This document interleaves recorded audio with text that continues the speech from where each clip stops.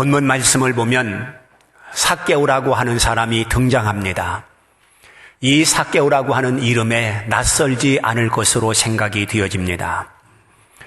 이 삭개오는 예수님을 만나기 위해서 세관에 앉았다가 일어나 예수님께서 계시는 현장으로 달려가게 됩니다.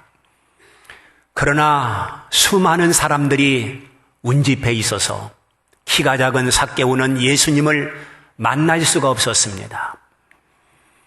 결국 삭개오는 나무에 올라가 자기가 그렇게도 간절히 찾았던 예수님을 만나게 됩니다. 먼저 구원받은 삭개오에 대해서 말씀을 드리도록 하겠습니다. 오늘 읽어드린 9절 말씀을 보게 되면 오늘 구원이 이 집에 이르렀으니 주님께서 선언을 하셨습니다. 그리고 10절에 기록된 말씀을 보게 되면 인자에 온 것은 잃어버린 자를 찾아 구원하려 함이라 이렇게 말씀하고 있습니다. 이것이 바로 예수님께서 이 땅에 오신 목적 중에 목적이라고 하는 것을 밝혀놓고 있는 것입니다. 구원이 무엇입니까? 구원이라고 하는 것은 죽은 자를 살려내는 것이 구원인 것입니다. 구원이 무엇입니까? 지옥불에서 건져 천국으로 인도하여 영생 복락을 누리게 하는 것이 바로 구원인 것입니다. 바로 예수님께서는 세상을 구원하기 위해서 이 땅에 오셨습니다. 요한복음 3장 16절에도 하나님께서 세상을 사랑했기 때문에 독생자 예수님을 이 땅에 보내주셨다고 말씀하고 있습니다. 여러분, 우리가 살고 있는 세상에 대해서 어떻게 보고 계십니까? 어떻게 생각하고 계십니까? 아마도 세상을 보는 눈이 두 시각이 있을 것으로 생각이 되어집니다. 하나는 낙관적으로 보는 시각이 있을 것입니다. 또 하나는 비관적 시각으로 보는 사람도 있을 것입니다. 신학적으로도 후천연설이라고 하는 신학이 있습니다. 이 후천연설에서는 이 세상을 낙관적으로 보고 있습니다. 물질 문명이 발달하고 또한 과학이 발전해서 사람들이 편리를 도모하면서 살고 또한 경제가 발전하면서 사람들이 여유롭게 살고 또한 지식이 발전하면서 사람들은 다 도덕적일 것이라고 보는 견해인 것입니다. 그러나 전천연설이라고 하는 신학이 있습니다. 이 전천연설에서는 이 세상을 부정적인 시각으로 봅니다. 주님께서 재림하기 전 대환란이 있을 것이라는 것입니다. 수많은 고통과 그리고 수많은 핍박이 일어날 것이라고 보는 견해인 것입니다. 오늘 제가 어떤 신학적인 내용을 말씀드리려고 하는 것이 아닙니다.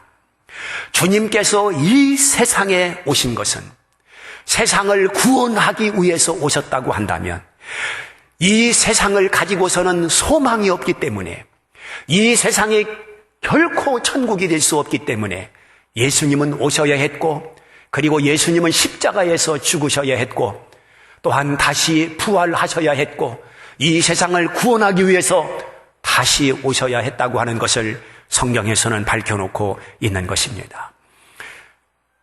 우리 주님께서 세상을 구원하기 위해서 이 땅에 오셨다고 한다면 바로 세상은 소망이 없다는 것을 다시 강조해서 말씀을 드리게 되고 그리고 이 땅은 영원할 수 없다고 하는 것을 말씀드리지 아니할 수가 없는 것입니다. 아무리 정치가 발전하고 아무리 과학이 만능이 된다 할지라도 혹은 경제가 발전된다 할지라도 절대로 이 세상이 천국화가 될 수는 없는 것입니다. 우리 한번 솔직히 생각해 보시기를 바랍니다. 100년 전 시대와 오늘의 시대를 비교해 볼 때 분명 물질 문명은 많이 발전했습니다.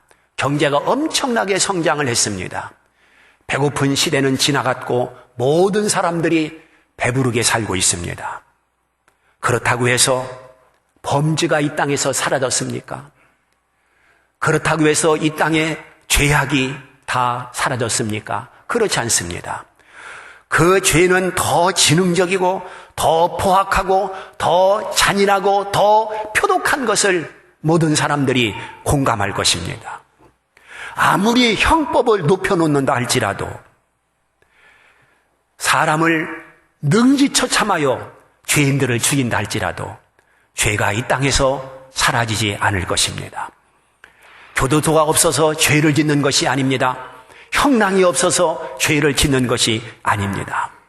바로 모든 것이 발전한다 할지라도 사람의 심성은 여전히 타락한 본성을 가지고 있고, 타락한 본성을 가지고 있는 인간은 계속해서 죄를 가중해서 짓고 있는 것을 부정할 수 없을 것입니다.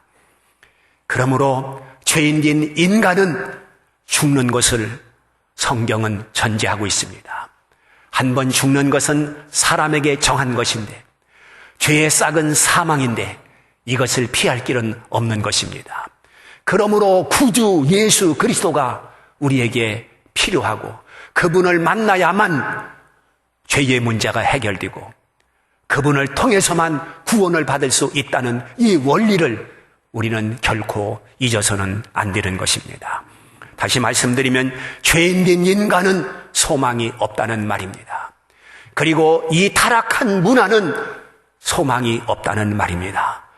오직 예수 그리스도만이 우리의 유일한 소망이고, 그분을 붙들고 그분을 의지하고 그분을 향해서 살 때만이 진정한 평화가 있고, 또한 평화뿐만 아니라 우리에게 은혜와 행복이 있을 것을 성경은 말씀하고 있는 것입니다. 우리는 노아의 홍수를 보고 있습니다. 소돔과 고모라 성의 유황불의 멸망을 보고 있습니다. 바벨탑이 무너지는 것을 보았습니다. 그러므로 우리는 이런 역사의 사례를 보면서 오늘의 세상에 견고할 것이라고 착각해서는 안 될 것입니다. 세상의 문화가 아무리 육중하고 견고하게 세워졌다 할지라도 바벨탑의 무너짐과 같이 어느 날 갑자기 무너질 수 있다고 하는 것을 우리는 경고를 받아야 되는 것입니다. 그러므로 하나님을 의지하고 믿음으로 사는 것만이 참된 소망이고 유일한 소망이고, 그것밖에는 우리에게 내세가 없다고 하는 것을 기억해야 될 것입니다. 세상과 짝하여 세상 풍조에 밀려 사는 자들이 가장 어리석은 인생이라고 하는 것을 기억해야 될 것입니다. 우리가 하나님의 부름을 받아서 하나님을 의지하고 믿음으로 산다고 하는 것이 복 중에 복인 줄 믿습니다. 이것이 엄청난 하나님의 은혜임을 고백하지 아니할 수가 없는 것입니다. 사랑하는 성도 여러분, 오늘 나는 죄에서 구원받은 하나님의 자녀라고 하는 의식 속에서 성도들이 살아야 될 것입니다. 죄의 결과는 심판인데 우리는 심판을 당하지 않는다고 했습니다. 죄의 결과는 사망인데 요한복음 14장에서 나는 부활이요 생명이니 나를 믿는 자는 죽어도 살겠고 살아서 믿는 자는 영원히 죽지 아니하리라 주님의 약속이 있기 때문에 우리는 사망이 아니라 잠자는 것이요, 그리고 사망은 사망이 아니라 내세의 영생이라고 하는 것을 기억해야 될 것입니다.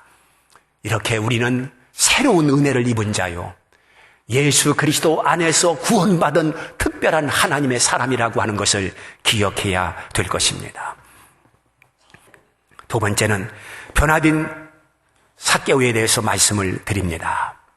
삭개오는 말씀을 드린 것처럼 세리장입니다. 세리 가운데서 가장 높은 지위를 가지고 있는 사람입니다.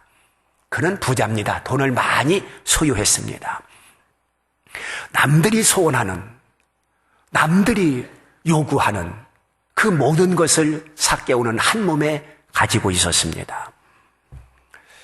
옛날에는 사람 대접을 어떤 출신이나 신분에 의해서 대접을 했습니다.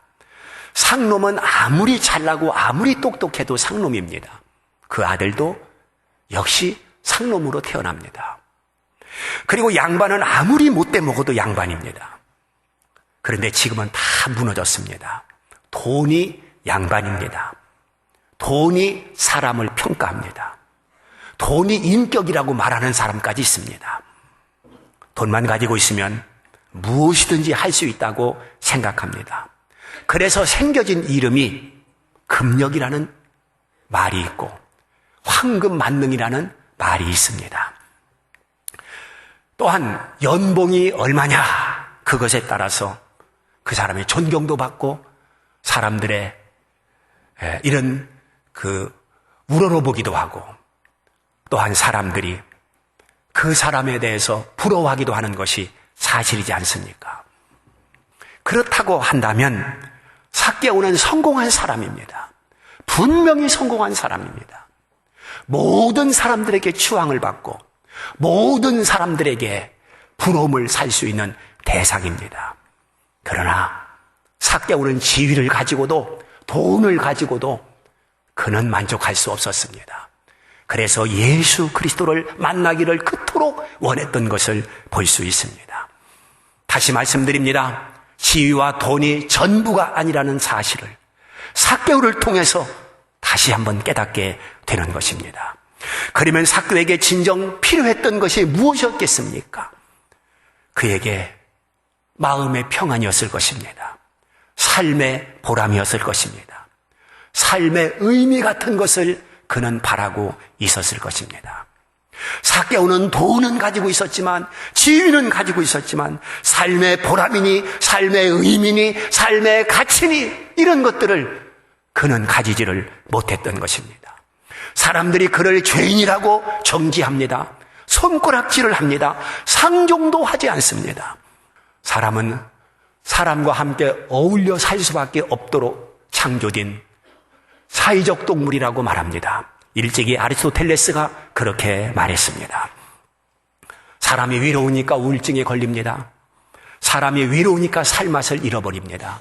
사람이 외로우니까 자살을 합니다. 그런데 삭개오는 돈만 가지고 있으면 사람이 따를 줄 알았는데 따르지 않습니다. 지위를 가지고 있으면 사람이 따를 줄 아는데 따르지 않습니다. 그는 외톨이로 삽니다. 그래서 그는 돈보다도 지위보다도 예수님을 만나기를 원했던 것을 볼 수가 있습니다. 사랑하는 성도 여러분, 돈보다 귀한 것이 예수 그리스도인 줄 믿습니다. 내가 비록 지금 누리지 못한다 할지라도, 내가 비록 많은 것을 소유하고 있지 못하다 할지라도, 여러분들이 예수 그리스도를 소유했다면 세상에서 가장 큰 것을 소유한 것이고, 이 세상에서 내가 붙든 것 아무것도 없다 할지라도 예수 그리스도를 붙들고 산다고 한다면 최고 최상의 것을 붙들고 사는 것으로 자부심을 가져야 될 것입니다. 바로 예수 그리스도는 돈보다 귀한 분입니다. 예수 그리스도는 지위보다도 귀한 분인 것입니다.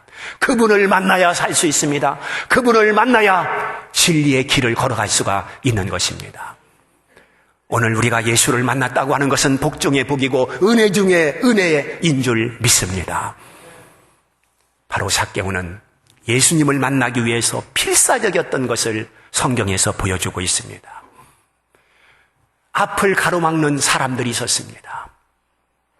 자기는 키가 작아서 아무리 껑충껑충 뛰어봐도 예수님의 얼굴 한쪽 볼 수가 없었습니다. 그는 인산 이내에 혹은 이내 장막에 가리워져 예수님을 볼 수 없었지만 그것을 걸림돌이라고 문제 삼지 아니하고 다른 길을 모색했습니다. 바로 나무에 올라가서 높은 곳에서 예수님을 바라보는 그런 지혜를 발휘한 것을 성경에서 말씀하고 있습니다. 오늘 우리도 예수님을 만나기 위해서 삭개오처럼 그렇게 필사적이고 간절해야 되고 열정이 있어야 된다고 하는 것을 우리에게 보여주고 있는 것입니다. 부모의 만남도 중요하고 부부의 만남도 중요하고 친구의 만남도 중요하지만 더 중요한 만남은 예수 그리스도와의 만남인 줄 믿습니다. 예수님과 만날 때 인생이 바뀌어지고 예수님과 만날 때에 구원의 역사가 이루어지고 예수 그리스도와 만날 때에 미래가 있다고 하는 것을 깨달아야 될 것입니다. 물론 부모의 만남을 통해서 안정이 결정이 됩니다. 혹은 부부의 만남을 통해서 행복이 결정이 됩니다. 그러나 예수 그리스도의 만남은 생사의 결정이라고 하는 것을 알아야 될 것입니다. 천국과 지옥의 결정이 되는 것입니다. 그래서 예수 그리스도를 반드시 만나야 할 우리의 대상이 되는 것입니다. 우리는 예수 그리스도를 외면하고 살 수 없는 존재들인 것입니다. 본문 5절 말씀을 보면 예수님은 삭개오의 이름을 불러 주었습니다. 거기에 수많은 사람들이 다 이름을 가지고 있지만 오직 삭개오의 이름을 예수님께서 불러 주었습니다. 얼마나 큰 은혜입니까? 얼마나 큰 충격입니까? 얼마나 큰 감동입니까? 수많은 사람 가운데 외면당했던 삭개오, 사람들로 하여금 얼굴을 돌렸던 그 삭개오. 그러나 예수 그리스도께서는 삭개오의 이름을 불러 그를 가슴에 품었고 삭개오를 사랑했다고 하는 것을 본문은 보여주고 있는 것입니다. 사람들은 삭개오를 죄인이라고 정죄했지만은 예수님은 그 이름을 불러 모든 것을 용서하시고 가슴에 품어 주신 것입니다. 바로 삭개오는 주님을 향한 열정, 갈망, 사모함이 있었기에 주님의 눈길을 끌었고 주님의 마음을 살 수 있었다고 하는 것을 우리에게 보여주고 있는 것입니다. 5절에 기록된 말씀을 계속 보면 네 집에 유하여야 하겠다. 주님께서 이렇게 말씀을 하십니다. 사람들은 삭개오의 집을 일부러 피해 다녔을 것입니다. 삭개오를 거들떠보지도 아니했습니다. 그런데 예수님께서는 삭개오의 집에 유하겠다. 내가 너희 집에서 하룻밤을 묵겠다. 주님은 그렇게 말씀하시는 것을 볼 수 있습니다. 그 놀라운 광경에 사람들은 할 말을 잃었을 것입니다. 우리 주님께서는 서슴지 않고 삭개오의 집에 가셨습니다. 삭개오는 거기서 구원받는 하나님의 놀라운 은혜가 주어지는 것을 볼 수 있습니다. 누구든지 주의 이름을 부르는 자는, 어떤 사람이든지 주의 이름을 부르는 자는 구원을 얻으리라 선언된 그 말씀처럼 지위가 문제되지 않습니다. 출신이 문제되지 않습니다. 성분이 문제되지 않습니다. 주의 이름을 부르기만 하면 누구든지 구원을 받는 은혜가 있습니다. 그래서 성경에는 창부도 구원을 받습니다. 또한 이제 헐벗고 굶주린 가난한 자가 구원을 받습니다. 질병에 걸려 고통 가운데 있는 자가 구원을 받습니다. 주님을 그토록 갈망하고 사모한 삭개오는 구원이 비켜가지 아니하고 구원은 삭개오의 것이 됐던 것입니다. 우리 주님은 말씀하셨습니다. 삭개오에게 너도 이제 아브라함의 자손임이니라 이렇게 말씀하고 있습니다. 삭개오는 유대인입니다. 그러므로 혈통적인 아브라함의 자손입니다. 그런데 주님께서 새삼스럽게 너는 이제부터 아브라함의 자손이라고 말씀을 하고 있습니다. 주님의 관심도는 혈통적인 아브라함의 자손이 중요한 것이 아니고 유대인이라고 하는 이름이 중요한 것이 아니라 예수를 통한 새로운 아브라함의 자손, 예수 그리스도의 피를 통한 영적인 아브라함의 자손을 주님께서는 강조하고 있는 것입니다. 오늘날 유대인이라고 하는 이름으로 교만하게 살고 있지만은, 그러나 오늘 우리는 그런 혈통적인 아브라함이 아니라 예수 그리스도를 통한 영적인 아브라함의 자손으로서 천국 백성으로서 살아갈 수 있는 이런 엄청난 은혜가 주어졌다고 하는 것에 대해서 우리는 하나님 앞에 감사치 않을 수가 없는 것입니다. 여기서 삭개오는 놀라운 변화를 우리에게 보여주고 있습니다. 8절에 있는 말씀을 보면 소유의 절반을 가난한 자들에게 주겠습니다. 아주 충격적인 선언을 하고 있는 것을 보게 됩니다. 이건 누구도 생각할 수 없는 발상입니다. 삭개오는 그동안 모진 소리를 들어가면서 돈을 벌었습니다. 수전노 소리를 들어가면서 돈을 모았습니다. 그러므로 재산에 대한 애착심이 남보다 더했을 것이며 돈에 대한 미련이 남보다 더했을 것입니다. 이러한 삭개오가 자기 재산의 절반을 뚝 떼서 가난한 자 사회에 기여를 하겠다는 것입니다. 이건 보통 일이 아닙니다. 어떻게 이렇게 될 수가 있었겠습니까?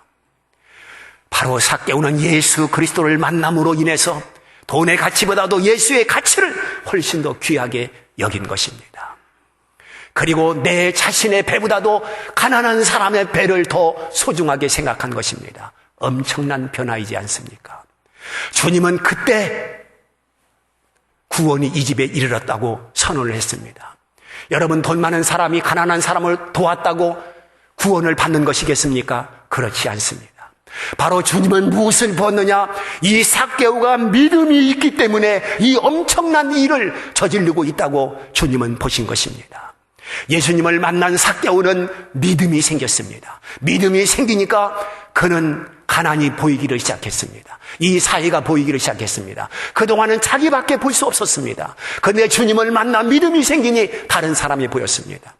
그래서 자기 재산을 뚝 잘라서 가난한 사람에게 주겠다고 선언했고, 누구 것을 내가 부정하게 착취했다고 한다면 4배를 갚겠다고 선언하고 있는 것을 볼 수가 있습니다. 사랑하는 성도 여러분, 이건 엄청난 사실입니다. 우리는 참으로 쉽게 말합니다. 다른 사람이 돈 많은 사람을 보게 되면 저 많은 재산 가지고 뭐 하려고 그러나 그거 좀 뚝 잘라서 사회에 좀 기증 좀 하지, 하나님 앞에 헌금 좀 하지, 쉽게 말합니다. 그러나 자기가 그 많은 돈을 소유했다면 쉽게 결정하지 못합니다. 왜냐하면 누구든지 다 돈에 대한 애착심과 돈에 대한 욕심이 누구나 다 있기 때문에 그런 것입니다. 그런데 삭개오가 이렇게 결단했다고 하는 것은 우리보다 믿음이 좋다는 뜻입니다. 우리보다 믿음이 크다는 뜻입니다. 우리와 그는 놀랍게 변화됐다는 뜻입니다. 삭개오의 어제와 오늘의 다른 모습을 우리에게 보여주고 있는 것입니다. 세관에 앉았을 때의 모습과 예수님 앞에 앉았을 때의 모습이 달라지고 있다고 하는 것을 우리에게 보여주고 있는 것입니다. 오늘 우리도 이렇게 달라진 인생으로 하나님 앞에 있어야 되는 것입니다. 정말로 하나님 앞에 있을 때 우리의 모습이 어떠한가를 분명히 다시 한번 진단을 받아야 되는 것입니다. 예수님을 만난 후 그는 돈을 어떻게 쓰는 것이 가치 있게 쓰는 것인가를 비로소 깨닫게 된 사람인 것입니다. 우리는 성경을 통해서 한 청년이 예수님을 찾아왔습니다. 그는 영생 문제를 가지고 예수님을 찾아온 청년이었습니다. 주님께서는 계명을 지켰느냐고 물었습니다. 내가 계명을 다 지켰다고 그는 대답했습니다. 그러냐? 그러면 네 재산을 팔아 가난한 자에게 주라 했더니 그 청년은 근심하면서 돌아갔다고 성경은 밝혀놓고 있습니다. 그것과 비교할 때 삭개오는 얼마나 이렇게 주님 앞에서 큰 일을 하고 있는가를 우리에게 보여주고 있는 것입니다. 이제 결론적으로 말씀을 드립니다. 우리는 삭개오를 다시 바라봐야 됩니다. 그에게 가졌던 지위도, 그에게 가졌던 명성도, 그에게 가졌던 물질도 예수님보다 더하지는 못했습니다. 그래서 그는 자기가 그동안 그렇게 욕을 먹어가면서 벌었던 그 돈을 내려놓고 주님을 붙들었습니다. 그것이 최고의 삶이라고 생각했기 때문에 그렇습니다. 내가 지금 가졌던 못 가졌던 예수를 소유했다는 이 자체가 얼마나 복된 것인가를 다시 한번 깨닫기를 바랍니다. 내가 가난한 가운데 예수를 붙들었다면 그 가난은 예수 그리스도를 붙든 것만으로도 얼마든지 보상이 될 수가 있는 것입니다. 예수는 바로 그런 분입니다. 우리의 영원한 보배이십니다. 그 예수 그리스도를 소유한 것에 대해서 감사할 수 있는 성도가 되기를 주님의 이름으로 축원을 드립니다. 예수 소유한 것이 복 중에 복이기 때문에 그런 것입니다. 이 복을 우리가 누리고 있으니 하나님 앞에 더욱더 감사와 영광을 돌려 주님을 높여드리기를 주님의 이름으로 축원합니다.